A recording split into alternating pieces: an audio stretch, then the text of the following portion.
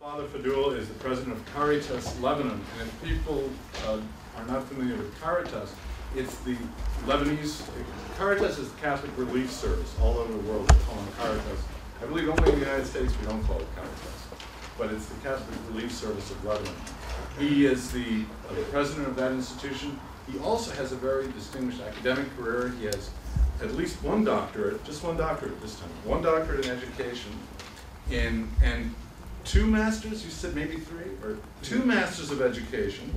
The doctorate and the one master's is from Providence College. The second one is, the master's is from the College of Education, University of the Holy Spirit in Kaslik, Lebanon. He speaks one or two languages. What is it? Arabic, English, French, no, Greek, Italian. It's okay. It's okay. I've had the pleasure of being with Father Faddoul for the last 2 or 3 days. We were down in Washington, D.C. yesterday at a congressional briefing. And I can tell you from my perspective, he's a man who's committed to Lebanon. He's committed to the Christians of the Middle East. And I think he has a unique perspective of the future and what the possibility can be in the Middle East. Lebanon being a model, but the Middle East is one, or I think the future of the Middle East being one where it's open for everybody, and it's hopefully in the future a positive place. We hear too much negativity about it. We're going to talk today about the Iraqi refugees, and also about Christians in the Middle East, talking for about half an hour, and then we have a nice time for questions and answers. Thank you, Marwan. Thank you. Good evening, everybody. Reverend Fathers, all friends. Well, I was yesterday, or the day before, on Tuesday when I arrived, the first thing I saw, I came to Dr. Marwan's class, Mr. Marwan's class, and Father Kale was given a presentation on Lebanon. And I noticed that to some it was interesting, maybe some others weren't so interested, which is like everything else in the world.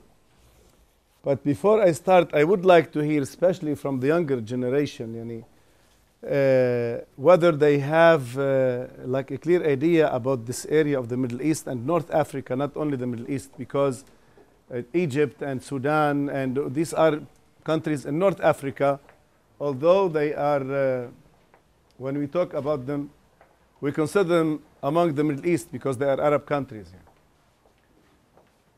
Ahlan, ahlan, you are most welcome.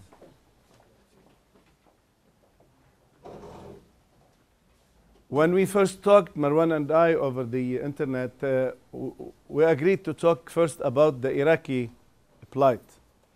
But then afterwards we said, no, it's better to mention a little bit about the Christians of the area. And then the serious crisis came about, and I think you're all following on the news. And you know what's been happening in Syria. And some were interested in knowing about Syria. I'm not going to talk about everything, don't worry. And the PowerPoint, I just put it up to have a little introduction of some statistics. But I want you first to know from you, do you have any idea what are the numbers of Christians in the Middle East and North Africa region? Do you have any idea? Did you know there are Christians there? This is a good question. Well, really, I'm from Iraq. Ahlan wa sahlan. You are welcome. And sometimes when you say to someone that you are Christian, he says, what? They are surprised. They are surprised Yeah. to know that there are Christians. That's true. And I think the number of population of the Christians will not be more than 20% of the population of the area. Okay. And now, after all, people spreading out, it's about 15 or less. Yes. Well, the figures are quite close. First of all, there are no exact figures or exact census in that respect. To start with Egypt, which is, I think, the numbers of Christians is the largest within the Middle East and North Africa. Because Copts, when I was 15 years old, I am now 54. When I was 15 years old, 40 years ago, we used to study in the history book and demography and whatever, that in Egypt there are 8 million Copts at that time. So 40 years after, the Egyptian government says there are only 6 million Copts.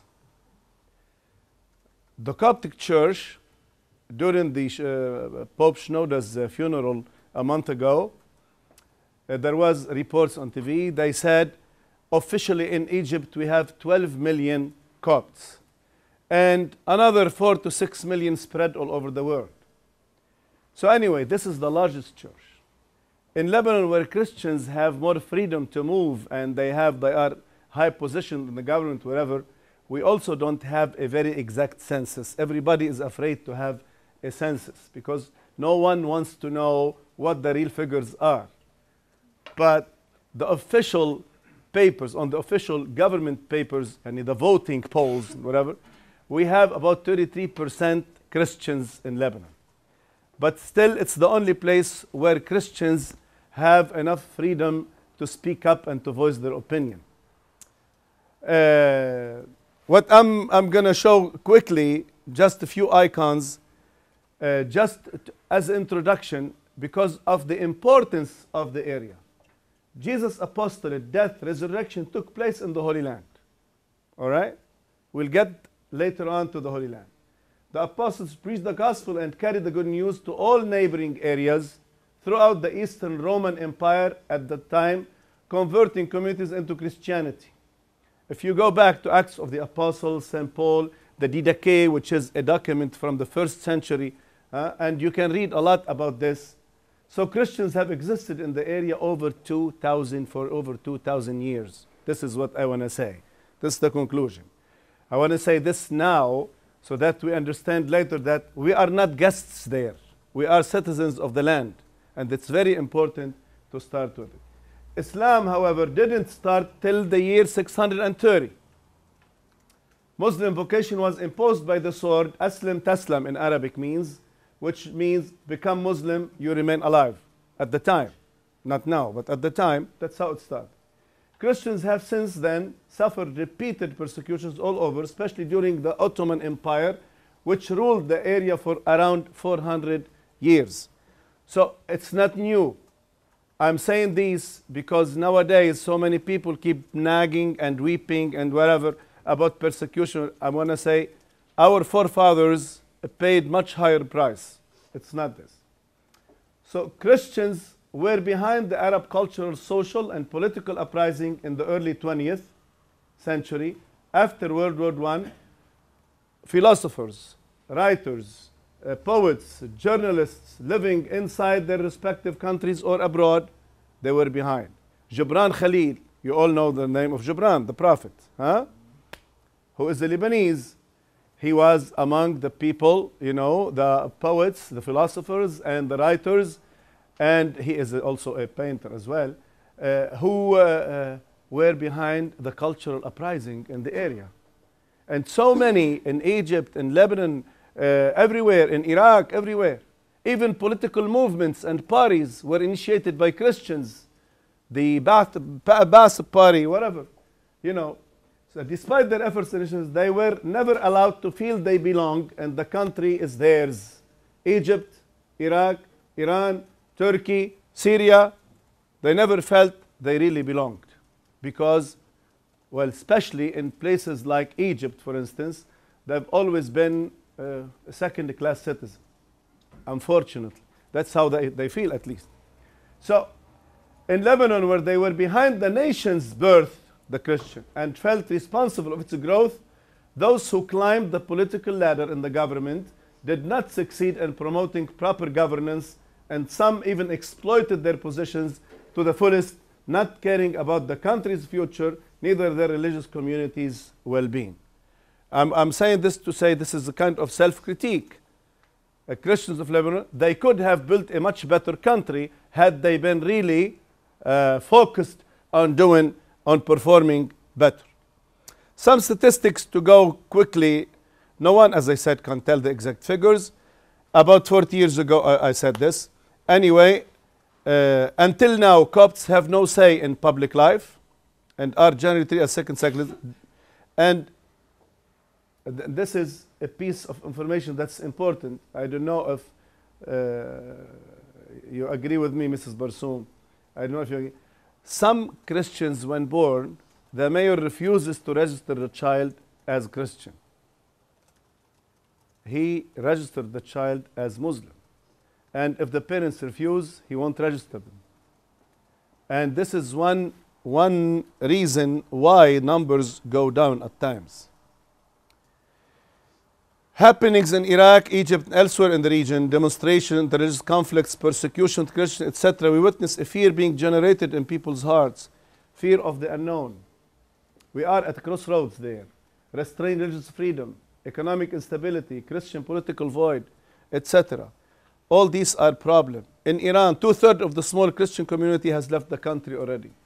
And the third remaining, you know, the Iranian government claim it's a freedom, but we all know they have, well, they are waiting. They don't know what for. I think for a better opportunity to move, to do something else, at least those who visited. In Iraq, the majority of Christians is already spread in different surrounding countries, where many are awaiting relocation to safer zones in the world. Out of the 1.4 to 5 million Christian Iraqis, only 400,000 remained in Iraq. Am I right? Iraqi people can only remained in Iraq and are awaiting better order. Most of them have fled to the northern part, to the Kurdistan, where they could have a bit of freedom to move. And the rest who are there, they are always under pressure, under persecution, under fear. They know what to do. I am the president of Caritas Lebanon. We work with 2,600 families, Iraqi families in Lebanon. The average family is 5 persons, which is about 12,000 people. Not one single person we asked whether she would like to go back home to Iraq. Not one single says yes. Not one. It's a very, very worrisome thing. It's really something. So anyway, I will come back to the Iraqi question because we're going to talk about it further. A remarkable percentage of Copts in Egypt has opted for migrations. Those who are there, they live on a day-to-day basis, not knowing what the future holds for them. After the revolution, so many people had hopes and expectations from the revolution. But unfortunately, until now, it hasn't proven to be a very prosperous and fruitful revolution to the people, at least to all the people. Even the young people who went into Tahrir Square reclaiming the country, were deceived. As in all the countries, the Arab Spring hasn't been really spring until now. Certainly, we have to understand also, regimes do not change over time, overnight. Systems, political systems do not change. These people were living under pressure, under one regime for 30 years, 35 years, 40 years, 42 years in Libya, in Syria, 40 years now. They didn't know any better. It's normal to give it time, to take time, to see, what kind of system they will end up with. But however, until now, things do not look so good, I think. Well, we all know that. Following the news, we know. Lebanon had witnessed migration earlier and still at times. Now, in terms of social impact, problems of unemployment following the uprisings and or turmoil are growing terribly, as it is the case in Egypt, Iraq, Syria, Jordan, Tunisia, Algeria, Palestine, Lebanon, etc. Why I included Lebanon? Because Lebanon breathes from the Arab world. Our people work in the Arab world. Our access to the Arab world, to the Gulf and everywhere, it's through Syria. Now, with the events in Syria, with the circumstances, we are kind of locked in. So it's really important. The increase of unemployment with Egyptians leaving their work in Libya and returning home. After the Libyan thing, so many people came back. Hence, unemployment is rising in almost in all countries of the MENA region. Income generating and job providing sectors have been greatly damaged, especially tourism, which is going through a true crisis. And the area is well known for its touristic capabilities and potentials because of the history it's involved with. What I'm saying here, in other words, joblessness, living continuous fear, no horizon, you know, if the situation persists in Syria, its neighbors will have a problem accommodating all its refugees. Now in Lebanon, we have over 20,000 refugees. In Turkey, 25,000 refugees. In Jordan, around 15,000 refugees. We don't know the numbers, how much will they grow. We have no idea. Under such a scenario, our biggest fear would be now Syria's Christians, how Syria's Christians would react. What if the fundamentalists take over the government? These are legitimate questions that we need to ask ourselves, because we have seen the Iraqi example. The Iraqi example have taught everybody a lesson, a very harsh lesson. And then we have seen, and we are seeing the Egyptian lesson example. Also, it hasn't been that ideal and great. You remember, all of you remember, a couple years ago, you know, the Our Lady in Iraq, the bombing, 52 dead and hundreds of people wounded. In Iraq, the Church of the Two Saints, that was blown up also with the people in it, so and so forth and so on.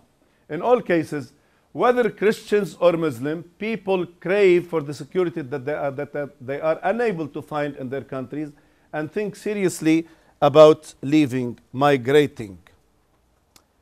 We as Caritas, we feel obligated to reach out to all, especially to Christians fleeing war zones. Now in Lebanon, around 12,000 Iraqis are being looked after by Caritas Lebanon.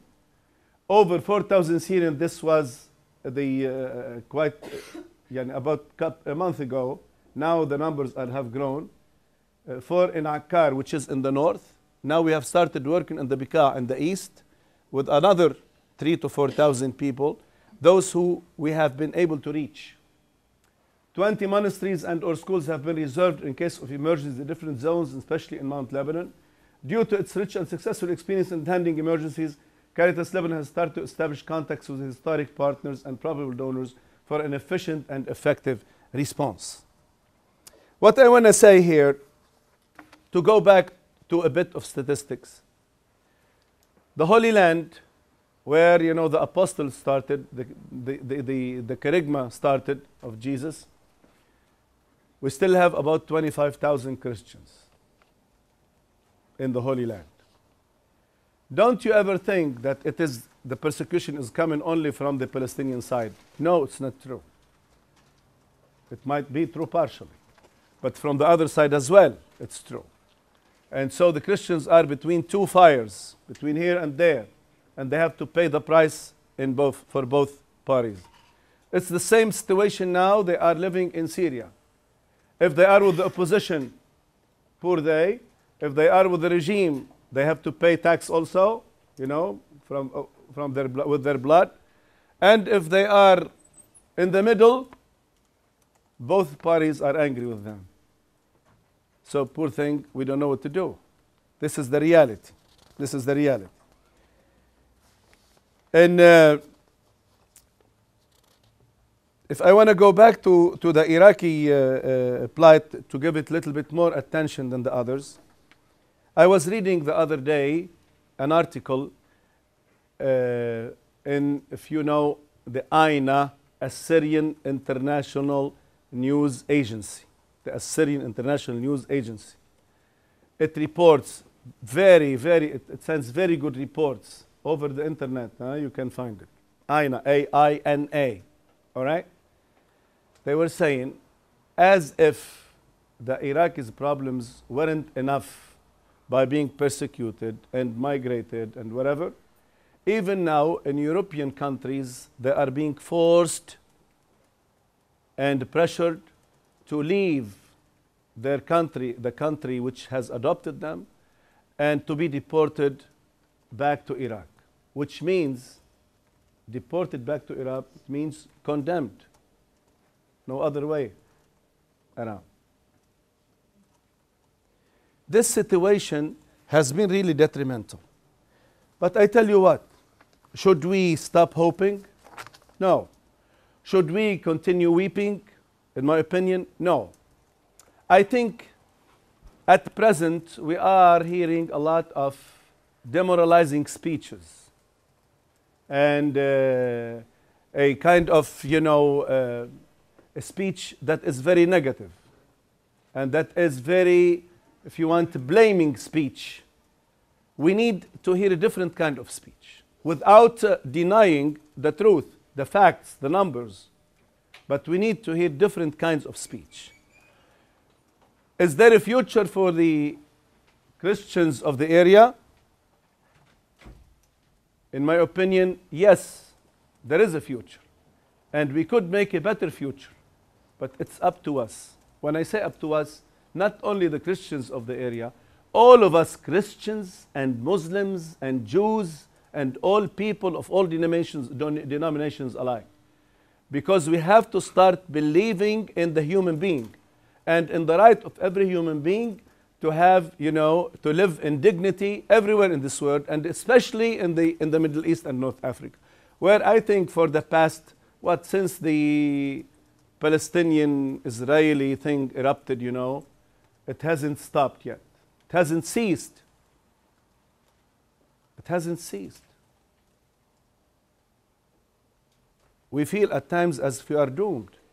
You talk with our young people, their ambition, you ask him, what's your ambition in life? You know what the answer is? Guess. Fly. Leave. Another passport. Another country. It's not fair. It's not fair. I was school principal for 17 years. I graduated over 2,000 young men and women. They are spread now all over the world. Beautiful people, beautiful professionals, successful. I can find only 300 to 400 people out, of them in Lebanon. And the rest are all over. In the US, in Europe, in whatever, Australia, and Canada, whatever. Wherever they can find a refuge, they go. Wherever they can find a better life, they go. Isn't this the situation of the Iraqis who are living in Syria, or those who are living in Lebanon, or those who are in northern Iraq, or those in anywhere in the world? Yes, it is. To make the long story short, I want to state my case. I personally believe in threefold action plan, if you want, or strategy. Lobbying, mounting or rising collective self-esteem, and having a common and shared vision. Lobbying, it's a political lobbying, and we need to do it. Everywhere in the world, especially next to political powers like the USA and Europe, namely, I say so. And really, if we want to succeed, we have to stress on not the political games they play, rather on the rights of people to exist and to live and to continue to live in dignity. And this could be the job of every NGO, every university, every student in a university, every collective and collectivity and group, we have to do this. And the more we do it, we exercise our right to do so, the better changes we're able to bring about. Secondly, rising self-esteem, collective self-esteem. We have been witnessing within the Christians of the area a kind of despair, disgust. They don't know what to do. I think it's our job. I personally feel it heavily and I work on it. And I do invite you all, I invite all my colleagues, my brothers, priests, my colleagues at the universities where I teach everything, to really take an active role in this. We need to help our people, instead of focusing on religious belonging, and feeling antagonistic, having antagonistic feeling against one another, to focus on citizenship, on living out our citizenship fully and truly, to act assertively, to interact with others on an equal basis as citizens rather than believers against believers. We have the right to plan ahead, to dream of a better tomorrow, and to work on making those dreams come true. Such an attitude could see the light if we are willing to change our speech and our way of thinking. Why should we continue weeping and nagging? Why don't we make an effort to get out of our inferiority, minority, and the persecution complexes? I started with the 400 years of Ottoman rule, when Christians were persecuted all over. But for our forefathers were not, really, they didn't know any despair, were not demoralized. They kept their morale high because they had a focus, and the focus was on the objective, and the objective was to live and to adore our God freely, wherever we are. I can speak of the Maronite Church, where our forefathers went into the mountains, they smashed the rocks to plant things so that they could live there. And if you go visit Lebanon, and some of you have visited, they know, and you go to the Khadija Valley, you see a living example of such a thing. Why can't we continue to live like that? Using all the technology and the IT world and whatever you want. We need to. We need to help Christians rise their self-esteem, self-image, so they could look ahead. So they refuse the status quo, and they impose another that could be more suitable to all citizens, regardless of their religious belonging. And the third thing is to have a common and shared vision. And what I say here, it's a kind of another autocritique to our leadership, political leadership and church leadership. The Lebanese feel a little bit superior because of the little freedom they enjoy. No problem, please, please. We're sorry we don't have enough room, but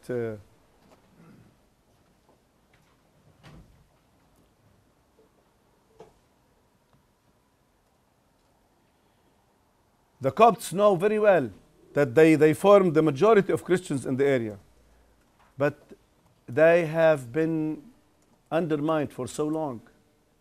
It's very difficult for them to rise above this status, this situation.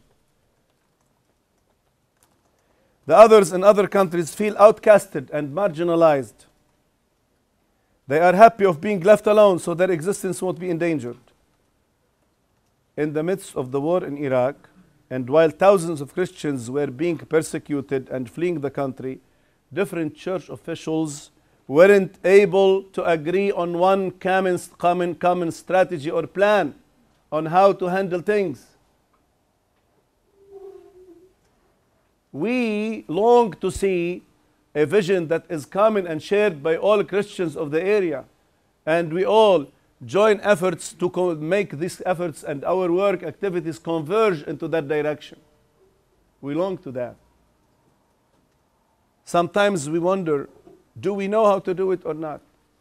If we don't, here comes the role of our friends in the world to help us come up with such a vision. But if we do, we have to start working on this. In a final message, in a world increasingly growing apart, a new kind of apostolate is needed. Everyone has to get involved. Everyone has to feel responsible and contribute in making the situation not merely more bearable, but also and especially more promising for the area's Christians. Whether you're Christian, Muslim, Jew, or any sort of believer, religious or non-religious, you need to feel concerned. You need to fight against misfortune, mistreatment, persecution, exclusion, and inferiority.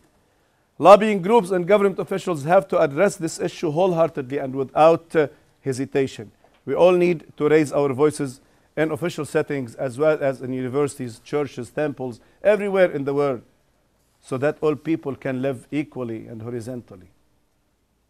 I want to tell you a story I want to tell you a story to end my talk with. The story, it's about the eagle and the chicken.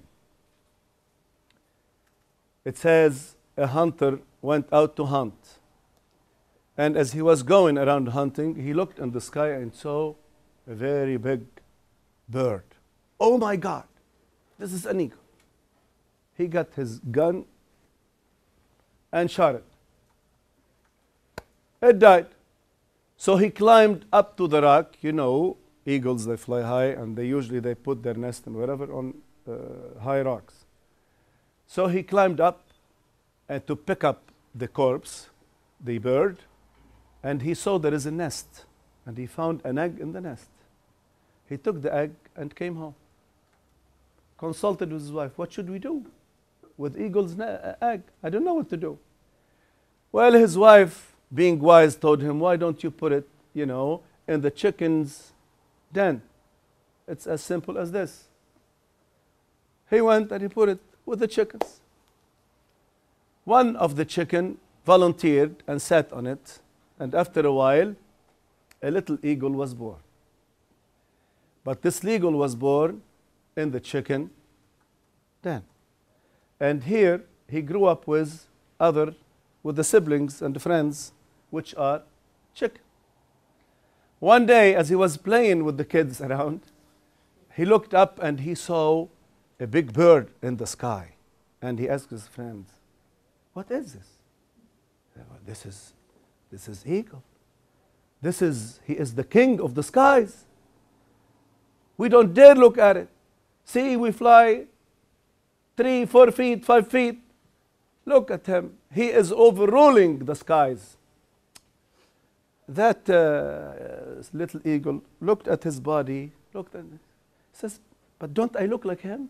No, you are just a chicken. Only your color is different than ours. But you are just a chicken. See, we grew up chicken. So after a while, he continued. Every time the same story gets repeated. And one day, this little thing says, come on, why should I continue listening to them? Why don't I try? And he did try. And the first time, he was able to rise a bit above his friends. And the second day, more. And the third day, more. And then he realized that he was an eagle. And he regained his own identity. And he did rule the skies. Well, Christians of the area have been treated like a chicken. Like a chicken, believe me. And we have been, feeling as if we were chicken. And nobody would accept to allow us to think differently. Well, I think now we need to get our acts together and say, no, we are eagles. Our Lord wanted us to fly high, much higher than just earth and earthly things. And the only way to do it is to believe in ourselves, to believe in our cause, to believe in our Jesus, and say, yes, we are eagles, and we need to fly. We need to fight exclusion and preach and adopt inclusion so that everybody can be a part of the new countries we dream of and we want to build for our children. Thank you.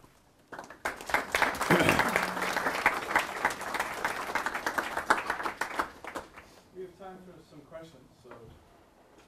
I abode by the time. Good. Father, thank you very much for giving such information about Christians all in the area. I have some comments. Go ahead, please. You said it was in the old days, and you repeated that twice, that the beginning of Islam, Taslam. As a matter of fact, it's now applied, but in a more severe way. In the old days, if you be a Muslim, you will be safe. Otherwise, you pay the money, which is jizya, and then you will not have to serve in the army. Now you don't have this option. The only option is either convert or you will be killed. And it's not being spoken by people who are not educated, like people who just 9th grade or 6th grade or high school. It's being spoken by university professors. My wife is a university professor, and her colleague asked her to convert to Islam, he said, it's better for you to be a Muslim so that you will go to heaven. And it's safer for you now to be a Muslim than being a Christian. So it's not only old days, it's now being more severe. Maybe we can ask one question and answer it and Yeah. go to the next one. Okay. I must agree with you on, well, I would say about 75% of what you said. Why? Because I think, and please listen very attentively to this, I believe that even moderate Muslims are endangered in this period of time. Even moderate Muslims are being endangered. Why? Take the example of Algeria a few years back, when the fundamentalists used to attack people, while asleep and kill them because they are different. Take the example now in Iraq, what happens to moderate Muslims. In Egypt, what's happening to moderate Muslims? Do they dare say anything? Even the Azhar had to pull out, to withdraw from the committee of the constitution because it was made out of all, the Ikhwan al-Muslimin. So it is really, what you're saying is true. We need to say things as they are, but also we need always to be able to discern between categories of people so that, we don't generalize. We avoid generalizing. Thank you. Okay, let's ask some other questions and we'll get back to you. Father? Father, would you please share your experience in Washington, D.C.? With whom did you speak? How do you feel you were received and responded to? Well, we had a congressional hearing in which we had about 50 of the immediate congressmen aides who were there. Well, I shared with them the information. Certainly, we pinpointed what can be done at their level and wherever. Many people were interested, and many questions, very enlightening questions, were addressed. We had in the panel another person, a doctor, Pakistani doctor, and then Dr. James Zaghbi, who facilitated the panel. I would say it was a very enlightening session. And as a matter of fact, last night I got the first 2 emails from 2 aides who were there requesting some more information, something that really made me very happy because some people, and I thank them for the close follow-up and promptness in that. Yeah, that's it. I think a major part of peace building is dialogue, and within that is interreligious dialogue. Can you speak to any sort of interreligious dialogue happening between Muslims and Christians, especially in the Iraq area? Well, there is plenty of dialogue happening, but they are all just initiatives. And what Mr. Tamer says, unfortunately, has been overruling everything else. You hold a conference, interreligious dialogue, a conference for 2 days or 3 days, and then afterwards it dies on you. What's more, I think, durable and important is to have live dialogue through social and socio-humanitarian and development actions or programs or projects in which you have a joint venture between the people so that you can really prove that live dialogue is the true dialogue. It hasn't been happening so much in Iraq, for the exception maybe of 1 or 2 projects that were led by Caritas Iraq, supported by CRS. And we in Lebanon, we have a very strong program in peace building, for instance.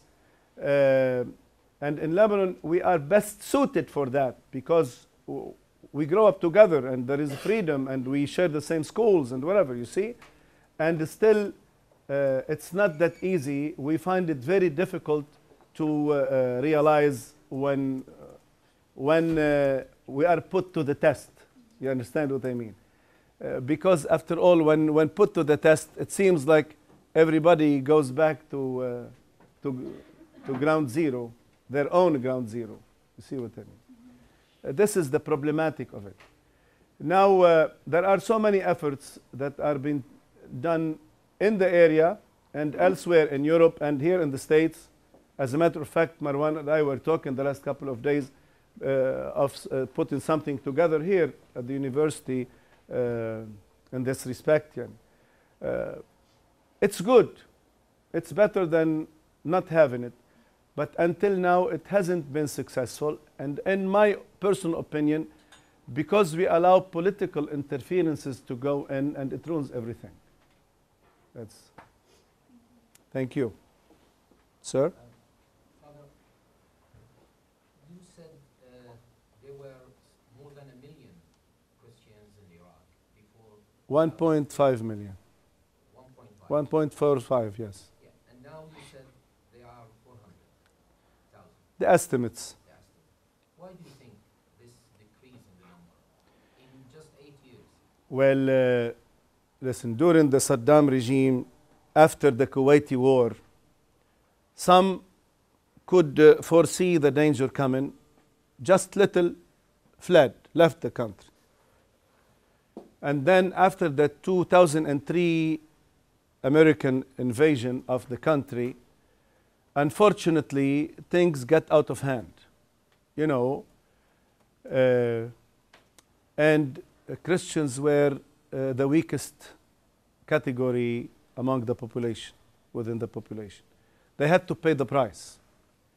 And everybody, if a Muslim, you know, a fundamentalist was angry with his wife, he would come and hit the Christian, bomb a house. You see what I mean? So it was so bad. So people started to flee, to leave the country. At one time, sorry to interrupt, in Syria alone, a few years ago, there was about 1 million Iraqi refugees. In Syria alone. This is a fact. This is the numbers by the Syrian government about 4 years ago. In Lebanon, we have over 20,000 Iraqi refugees because Lebanon, the government, it's not considers Lebanon not as an asylum seeking country. And they haven't signed, you know, the international agreement passed in 1951 in terms of seeking asylum. And still, we have over 20,000 Iraqi refugees until now. You see what I mean? Out of which about 80% are Christians. We as Caritas, we have witnessed the relocation, the departure of over 5,000 Christian Iraqis using Lebanon, through Lebanon, to Europe, the States, and Canada, and Australia. Yeah. So in this case, we have to blame the U.S. invasion before blaming the inter-Muslim Christian hostility for this bad situation of the Christians. Is that correct? We blame whomever you like, but what good does it do to all of us? It's not a matter of blaming who's to blame. They are all to blame. Sure, politics first, and then there is one thing that I forgot to mention, which is important. Still, so many Muslims, especially the fundamentalists, they do confuse Christianity with political interferences. So every time the West intervenes in politics, in their lives, wherever, they hit the Christians in the Middle East because they feel this is crusades. You know, a few years back, when the journalist, caricaturist in Denmark made some caricature about the Prophet Muhammad in Beirut, we had a demonstration. They came to Ashrafiyah, which is a Christian quarter, and they broke everything. It was like crazy. People went out of their mind. And so they take it out on someone else. They cannot take it out on America directly. They take it out on, because they confuse, you know, between this and that. And that's why we do not need political interferences and interventions, but we need, yes, social development, peace building initiatives in that respect.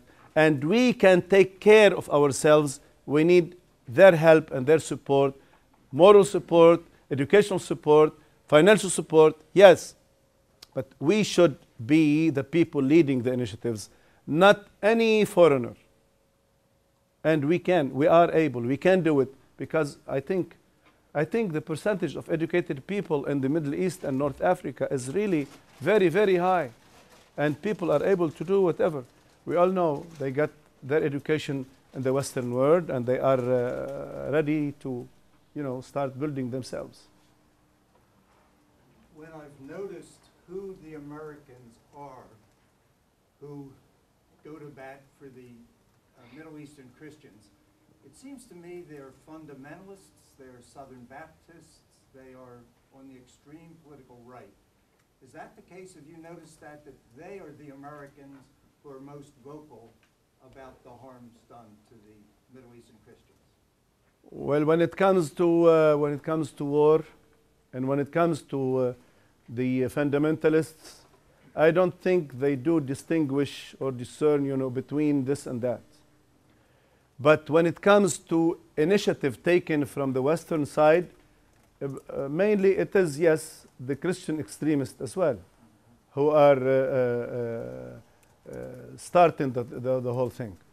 However, I cannot name this or that because I don't have facts. I can refer to certain speeches given by this politician or that politician and say, this is not allowed. And it's very easy to lead a war when you're sitting at home in your farm in Texas or wherever, and you have no idea what's going on in the world. But it's not easy when you're sitting in your home in Beirut or in Cairo or in Baghdad or wherever, and you're getting hit every day. Certainly it's not. And then I'm sorry, I missed a big part of the lecture, and I regret that. Could not find it. No problem. Please, but I was wondering if during the lecture you covered the Saudi role in bankrolling. No, I didn't talk politics. And Salafist movements, especially the Salafist movement that appeared recently in Egypt, which is totally bankrolled by Saudis. In fact, the Muslim Brotherhood is probably a milder form of that movement. Yeah. This Well, is one point. The other point is the education system in the Arab world needs to be reformed because it prepares the people to be a fertile ground for That's true. those. For conflicts, especially for antagonism against Christians. In some books, in some Arab countries, they refer to Christians as kuffar. How do we translate it? Yani, infidel, as infidels, and they need to be, treated as like animals or be killed or whatever like this. The first part of your question, I really don't want to get into politics. Certainly, I spoke on the Christian side about the Western interferences. On the Muslim side, we all know now, we know what's going on in Egypt and in Syria and wherever, and who's behind whose. You see what I mean? Whether it's on the regime's part or on the opposition's part, and we know which countries are sending the money and feeding this. But for us, we are not political analysts. Yeah, we need, I think, in the change process, you need to change the whole package. And this, it's going to take very long time. And I think Saudis, for instance, or whomever, similar to them, they are going to be the first to pay the price. It's like when the U.S. supported, the Taliban in Afghanistan against Russia. And then afterwards, the Taliban turned against America. And now they are number one enemy. You know what I mean? It's politics. It's politics. Everyone can overnight turns against another one, and you know what I mean. It's interests. That's why I said in my intervention, I said we need to start thinking beyond interests, beyond gains, beyond profits, into really the human dignity and the human rights, and how to be able to cause positive change in that respect. Yeah, I had a question about Caritas Lebanon and what your relationship is to the Catholic Near East group, Monsignor Stern, if any, Bkennaya. and also any other any Islamic relief or Islamic associations that are involved in the relief effort. Caritas Lebanon is equivalent to Catholic Charities within the states and Catholic Relief Service, which works outside the states. And it's a part of the 165 Caritases in the world. We do work in over 200 countries. Caritas Lebanon is completely independent, but like we are a confederation of Caritases. Our bureau of confederating bureau is in Rome at the Vatican, and it only coordinates among members. So what we do is we work with everybody. Certainly we do have special relations with the Bkennaya people, the Pontifical Mission, and with we are strategic partnered with CRS, with all these Christian organizations and Caritases certainly. And we do have very close working relationships with some Muslim organizations that are institutional organizations, yani that belongs to the Sunnite or to the Shiite or to the Druze as a community, not as individuals. You see what I mean? Yani for instance, next week after I return, we have one day scheduled with the Orphan, the institution of the Orphan, which is the Druze charitable organization. You know, we spend a day, try to coordinate our activities, see where we can, you know, have ends meet and collaborate on activities and stuff. The same thing. Now we are in the process of writing a project to gather proposal for USAID along with a Shiite organization. So yes, we do have, and that's why when I answered about the interreligious dialogue, I said what we believe is much more durable is the dialogue of life. And this is a kind of dialogue of life. If we can mount together, put up together, you know, projects and social programs and work on it together, we could bring people closer, much closer. Because the more you know one another, the more we know one another, the less stress and constraints we might encounter.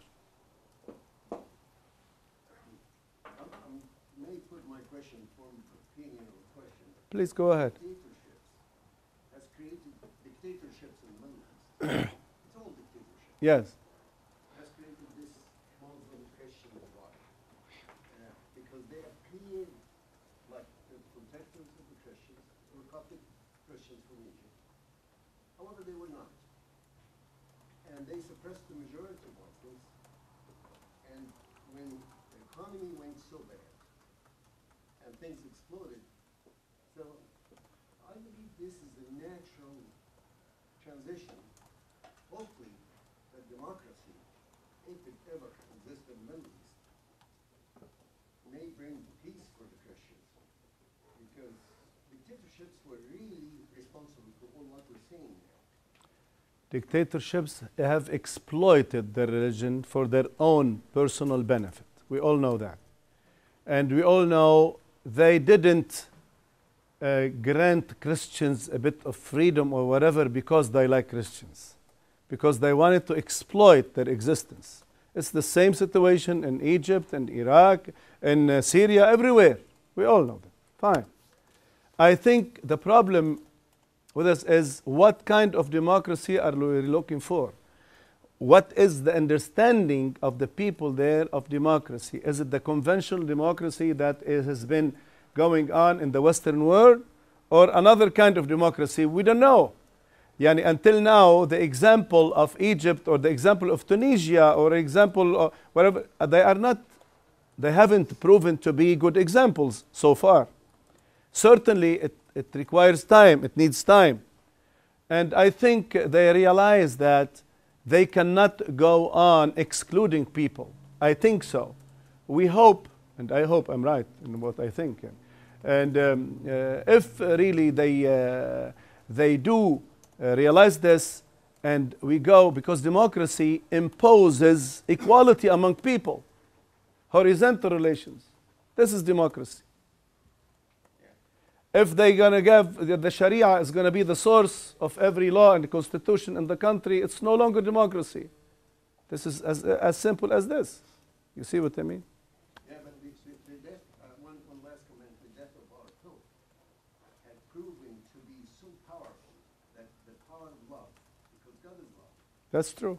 has actually the Muslims in Egypt, it created an earthquake in Egypt, that the Muslims were out crying That's true. for the Pope death. So That's why I mentioned that the Azhar withdrew from the. Yeah, that's true. We hope. You know, I just want to throw this I always can ask a Father question. Simon spoke about the role of Caritas of Lebanon for the Syrian refugees in Lebanon. How are you working with the Caritas with Iraq? Caritas Iraq works within Iraq. Caritas Lebanon works within Lebanon. We work with the Iraqi refugees in Lebanon. We take care of about, as I said, 2,600 families with an average of 5 members per family, which is about 12,000 people. We are the implementing organization for the UNHCR in working with the Iraqi refugees. And we work closely with them. We provide education, we provide lodging, housing, we provide health care, we provide counseling, social therapy. We have 2-3 community centers. We have, medical centers, dispensaries, whatever. So we do all this, and sometimes we run into practical problems because the UNHCR sets certain criteria that you cannot meet in real world. For example, I'm going to take an example. Like at Christmas, UNHCR says you distribute $250 per family, but only families who have kids under 18. Okay. We have 4, 5, 6 families in the same area who have been benefiting from our work with them for the past 5, 6 years. And they have kids under 18. They have kids above 18. All right? And you tell them you don't meet the criteria. And they start shouting and yelling and crying, and because when you talk, it's nothing, maybe $250. It's not nothing, maybe. But for them, it's a great thing during the holiday. So in such cases, I have to intervene.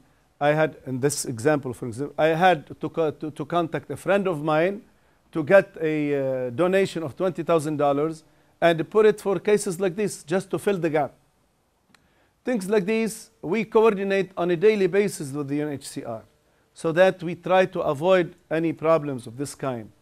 Also, we take care of all the Iraqi detainees in Lebanon's detention centers or prisons because they come in and become illegally in, especially men. They are illegal. So we take care of them, we visit with them, we look after their families until their problem is resolved. You see what I mean? Also, we have problems, even social problems. A man with his wife, they have a problem. We cannot fix it. They go to court, wherever we try to follow, and we have a legal defense system to help them. Meanwhile, we have to recognize that also their churches are doing a lot of work, because we cannot reach out to those who have entered illegally to the country. They don't have a legal status. They go to their churches, whether they are Chaldean or Greek, Syria Catholic or Assyrian, whatever it is. So also their churches do certain amount of the job. Sometimes they refer to us. We try to help out when we can also in this respect. Caritas Iraq today, do they ask you for help, or they have No, Caritas Iraq, they are working in Iraq with the partners, like Catholic Relief Service is one of the major partners. Le Secours Catholique de France, Caritas France, is a major partner. Caritas Germany is a partner to them. Yani, they have, like we, projects and programs, and they are financed, funded by the other Caritases or other agencies. You see, it's like we do. We write proposals and we get funding for these projects and programs. I get to ask a question. Go ahead, please. I'm trying to look at a positive future. You know, first starting with the negative, when we look throughout the world, there's interreligious tension. I mean, in the United States, we have 20-some states considering anti-Sharia bills. In France, there's tensions between religions. Could Lebanon be an example, both on the personal but also through institutions? Can Lebanon be, and Lebanon being unique because it has so many different religious groups, can Lebanon be a model that the world can look at for being one of religious tolerance between all religions? Is it possible? Are we getting there? I think Lebanon is best fit to be a model for this. Well, we are getting there, yes, and especially if we are able to overcome the political things, you know, little political things. Yes, we are there because Lebanon is made up of 18 different religious communities, Christian, Muslim, and Jews. Now there are no more Jews because during the war they had to flee, you know, because of the antagonistic feelings against them. But even with no Jews around, now Lebanon is renovating the synagogue at the heart of Beirut because we feel it's our duty. At the level of the people, we have no problem whatsoever. We interact with each other on a daily basis in a normal way, horizontally. There is no problem. We exchange visits. Our kids, they grow up together. You know, men and women, they fall in love with each other of different religions because we are live in mixed areas. It's not always segregated, you know, like these people here and that. It's not always the case. And even now, the last few years, even the once was purely Christian area has received so many Muslims, and once was purely Muslim area had received Christians, whatever. It's not our problem, I believe. And yes, Lebanon can serve as a model, but the problem is Lebanon has been used and is being used, unfortunately, as a playground for regional and international politics, because Lebanon politicians are a corrupt bunch. This is my country, I have the right to say it. They are a very corrupt bunch. They have corrupted everything they've touched, unfortunately. And they have, their patrons are outside Lebanon, and they are but puppets for those patrons so that they could have more gains and more power and more and more. And they are exploiting their religious belonging for that purpose. I say it with a very clear conscience because we are sick and tired of them. And however, our people are not ready yet. They are not mature enough yet to say no to all of them during the election time. When election comes, we forget our frustrations, and many follow that leader, follow that leader, follow that leader. And that's what happens. Okay, why don't we have one more, and then we can break it up and have informal discussion. Please. There's one thing, all this talk is what shall we do to make the Christians in the Middle East and in the countries where the majority are Muslims and they are facing the problem of living together with them. The example you gave, you said through universities, NGOs, students. That is correct when you talk about it in small communities. But that will not affect what the governments in the Middle East who are supporting these fundamentals.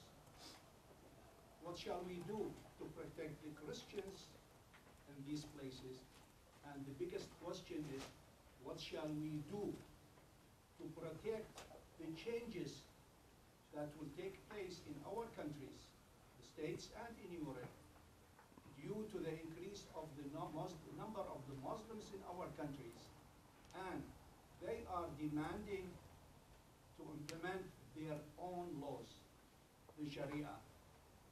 In their countries, you are not allowed to ask for your freedom. You have to follow their rules, their laws, whatever they carry on in their religion. And when they come to the Christian countries, they want their laws to be implemented. When you go to... Oh, okay, can you answer some of that? Well, to start with the end, first of all, the Western countries are not Christian countries any longer. They refuse to be called Christian countries. When the European Union had their constitution, they refused even to recognize their Christian roots. Am I right or not? Yeah. Well, I think it's not, we shouldn't think in this manner any longer. We should, I believe, change start with me, meaning with each one of us as individuals and as collectivities. If we believe in this and we start changing, then yes, change is possible to take place. Governments' only interests change them. We all know that. They don't change because of a philosophy or because of just simple belief. They change because the interest shifts and they shift with their interest. Whether it's a Gulf state country or Islamic country or American country or European country, whatever it is. They change wherever their interest shifts. I think we shouldn't stop at we shouldn't be nearsighted and say, here the numbers are growing and they're imposing this and we should react this way and whatever. I say it's about time to be proactive, not reactive. Proactive. To be proactive means take a new initiative. And that's why I mentioned what I mentioned. First, we have to start by ourselves. Have self-critique and see where did we go wrong and let's correct our acts. And second, ask the other to do the same. And let's together see where we can head together and arrive. It's not an easy situation. I know. You shake your head. I shake it myself as well. Tell you, it's not an easy situation. We are not living in the Platonian city here, but it is possible if we really put our heads together on this. It's possible to do it. And allow me to say, I have a belief in the younger generation. And I feel the younger generation should be mobilized much further and more in depth. The younger generation, they should be able to overcome the little things of their daily life and work for a better, higher objective, for a higher purpose. And this one could be a real higher purpose. Okay, I'd like to, we can now, we're coming to the end. We can still have a little more discussions informally, but I'd like to thank everyone for coming. Two quick things. One, this has been taped, so if you are in a couple days, it'll be on the Arab Islamic Studies. In a couple weeks, it'll be up. In a couple weeks, it's going to be on the Arab Islamic Studies website at Villanova, so you can look if you came late. And second, there is going to be an effort to do some fundraising on campus for the Syrian refugees, and which will be funneled through the CRS to Caritas Lebanon. So we'll let you know about it. We don't have the information yet. Can you give us an address now if we want to send donations? Sure. Yeah. Sure. Go through CRS. Okay. You do. This is the best way. Okay, good. Okay. Since CRS is here on campus, this is the best way. Good. We are brother and sister. Good. Okay. Thank you very much. Thank you. Thank you.